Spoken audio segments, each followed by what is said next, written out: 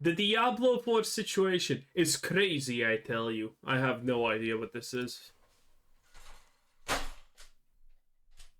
The talk this week is about how much money Diablo 4 has made both in sales of the game as well as microtransactions. So let's talk about it. Now, it's going to be no surprise when we start discussing figures, it will be in large numbers, considering 7 months ago we talked about things like this, where they're selling horsed bundles with platinum for up for $65. I think they're making a killing, honestly. You know why? Because, again, kind of almost playing Diablo 4 for, like a 30 minutes a day. And the moment you go and do Ubers in teams, you see that every single person has a skin on the portal. The one that costs 40 euros. Yeah, the shitty ones. Those ones. Everyone has it. Diablo 4 is currently, I would assume, only exclusively played by Diablo fanatics at this point. So they're buying all of the microtransactions. It's pretty sad. We are going into the 6th season. There are cosmetics for sale, and I do know a lot of people that have actually bought cosmetics. Also, remember a year ago when we talked about the record sales of the game? This was actually the first week after its official launch. This is a New York Times article posted on June 2nd about how they had already sold $666 million worth of sales, and that's just in the Ominous. first week. Keep in mind, this is before it was out on Steam, before they started doing sales, and before people had been in the game long enough to actually purchase microtransactions. So we're a year late, actually over a year later at this point. So that number obviously is not going to be what it is now. We can assume that number will be inflated at probably pretty significantly now that it's on multiple platforms. Also, I just want to say this. It's one thing to buy a stupid horse skin that doesn't even look good and costs more than the entire game, but it's a different thing to buy a fucking battle pass for this abomination. That's just sad. However, the standard sales of the game isn't really what's in discussion this week. It's the sales around the microtransaction revenue. There are many different articles out on this right now, and it made its way to Reddit. What you're going to notice is it says the game has made $150 million in microtransactions. This is interesting. How do we know? This is not something that they would tell us. Coming from one of the team members. And you might be thinking, okay, maybe this is anonymous. Where did this info actually come from? If you keep looking at other articles, eventually you're going to see, per a senior manager's LinkedIn profile, $150 million. Further digging, it's going to pull up the website where this person originally broke the news from gamepressure.com. And then you can go to the LinkedIn profile. You see here's a screenshot they show of $150 million lifetime revenue. So this is his LinkedIn profile. Senior product manager at Diablo 4. Leading the monetization strategy of the store. Cosmetics pricing bundle offers personalized discounts. Did we even talk about this? I don't remember was this a conversation for Diablo 4. But effectively it works like this. You go in microtransaction store. You click on item. You look at it. You don't buy it. You do that again. You don't buy it. And after a day or two, congratulations, that bad boy is 50% off. It is what it is. And roadmap planning, which have driven over... The irony of this is the fact that this person is absolutely in no way responsible. Not a single one of this loser's decisions were probably even remotely close to being good. Okay? His decision making did not make 150 million in microtransactions real lifetime revenue. Okay, the fact that the Diablo 4 player base is just severely emotionally stunted made this number happen. Not a single one of his decisions made this. The Diablo fucking shop is a shit show. The roadmap exists. I didn't even know that. Crazy. And this guy's claiming all of the benefits of doing this, which I would do also because this is how you actually get ahead in life. Don't hate the player, hate the game, and this player is playing the game. From the Blizzard Entertainment Senior Product Manager's LinkedIn, but if you actually click on it to open it, it's going to tell you the profile could not be found. So this has since been yeah, because he probably fucked up revealing that number, obviously. Removed. I can believe $150 million in microtransactions. In fact, I probably would have guessed higher. Typically on these types of things, it's the 20-80 rule, which is 20% of your customers give you 80% of your revenue. And I would have guessed that the hardcore fan base of Diablo 4 might. That does not impact, by the way, the number. It's just DM. That's not. You're misunderstanding something here, Chief. Have purchased even more, cosmetics than that. Because the 2080 rule applies for the player base, and it doesn't care. Yeah, no. You rethink this one. So $150 million absolutely is believable for me, which if you take the $666 million that was made just within the first week of sales. Oh no, and he's going to divide it into 20 and 80. Oh no, no, that's even worse. That's completely not how this works. Add the 150, we're already up to $816 million. It makes sense when you read this, executed every step of game sales since game pre-order. Again, that's not the 2080 principle works that from all of your player base, you are getting 80% of the revenue from only 20% of the player base. That's how it works. That's why veils matter, effectively. It's hard to even quantify how not correctly DM is looking at this. Man, that was an Asmongold tier curveball right there, boys. Wow.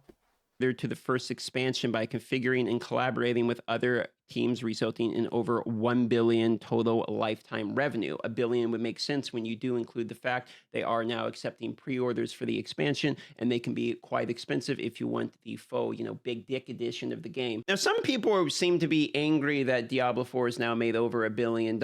I myself have already. Yeah, that is kind of that is a point to be angry about, to be honest, because it's not a good game.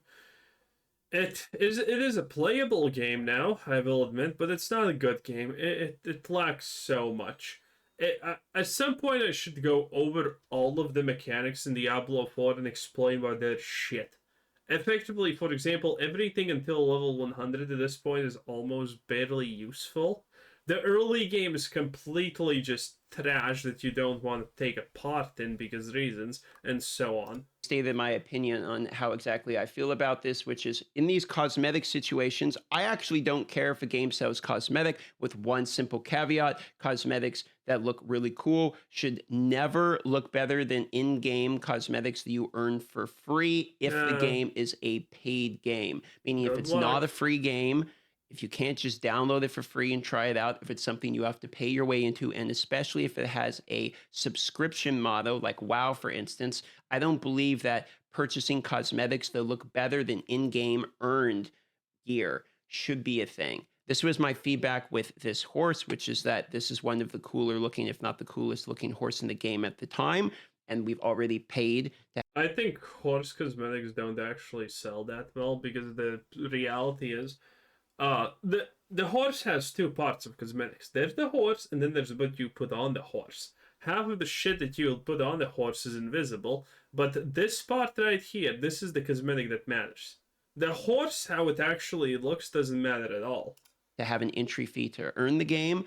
In my opinion, I think this, instead of being tied to a $65 purchase, should have been tied to maybe a leaderboard or gauntlet or some kind of in-game earnable thing. It does seem like this logic is actually making its way to the expansion. However, there are now exclusive cosmetics that will come to the game through the expansion, through the Dark Citadel. Wow, this looks pretty good. Throughout the Dark Citadel, your own Citadel coins, which are key. Yeah, this actually looks pretty nice, not gonna lie. To unlocking cosmetic exclusives to the Dark Citadel that evoke the regal mania of its demonic owners. And then they have an example here effectively showing you some of the cosmetics you can earn in-game. This is my preferred way of doing additional cosmetics, which is you actually play the game to earn something in the game. Who would have guessed? Instead of swiping your card in a game you've already swiped your card on.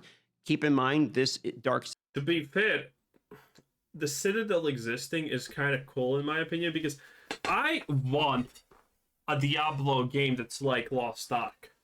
Now, obviously, that's never going to happen because Lost Ark is way too hard. It is probably the not intentionally impossible hardest game out there. Because, there are things that are harder than Lost Ark, but they are intentionally made to be just maximum frustration and complete 100 times trial and error until you get to the second stage.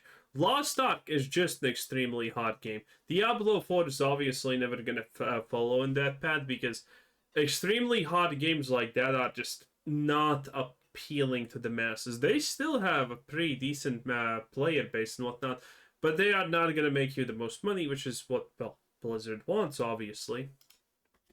Citadel is locked behind the expansion, so even this, you're going to need to buy the expansion if you want to partake in either Runewords or the exclusive cosmetics. It probably gives a little bit of security to the franchise that they are printing money at the moment. We're definitely going to continue to see Diablo products continue to be evolved, considering it's a Blizzard record in terms of sales, and there has been a lot of layoffs recently. They just laid off, the Microsoft team just laid off 650 people, I believe, from the Xbox team. Don't believe it.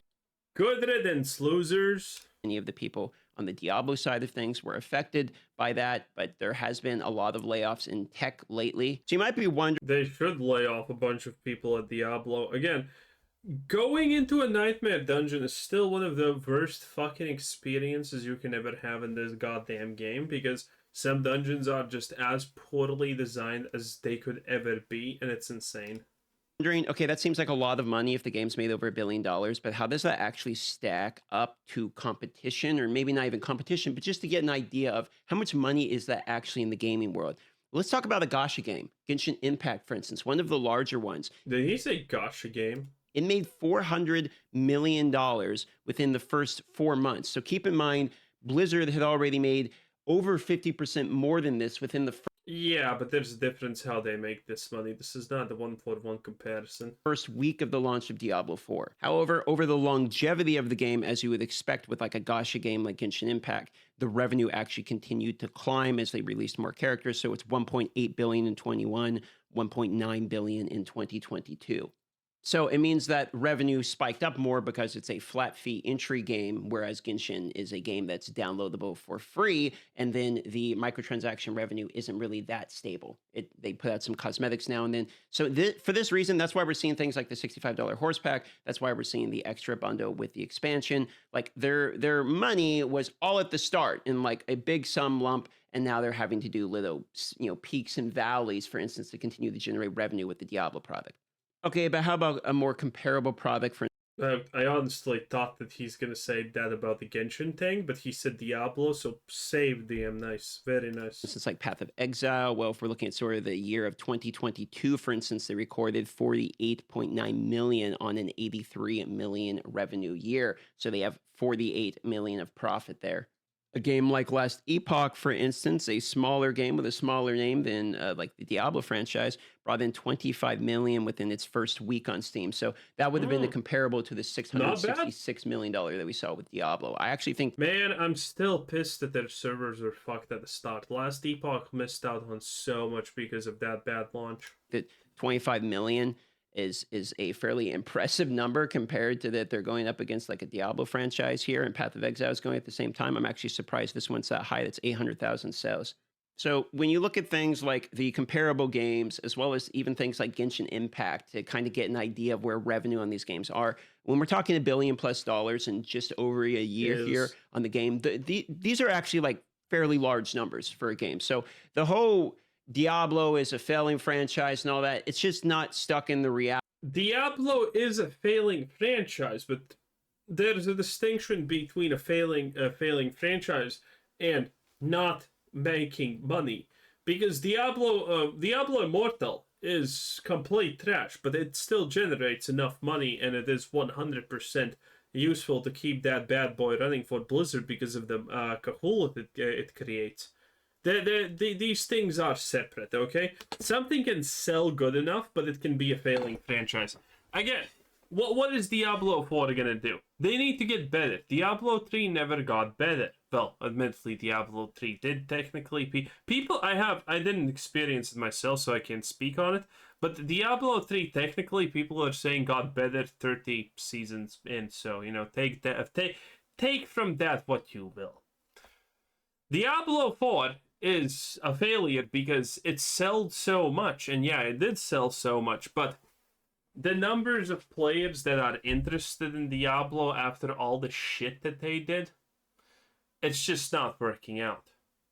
Diablo currently is pretty much effectively played by mostly super fans, honestly. It is what it is. It's truly just super fans. So that's just the situation in reality.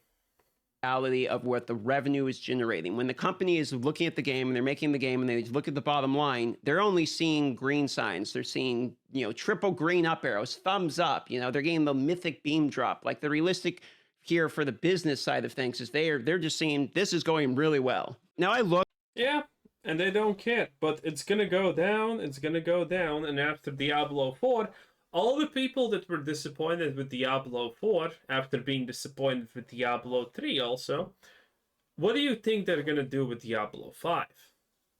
Are people gonna be as interested in it? Hard to say, because everyone's gonna go in and be like, meh, meh, meh, and that's gonna kind of be it. Well, anyway, that was DM. Who knows what's happening? Our good boy Skittles. Have a nice day. Bye-bye.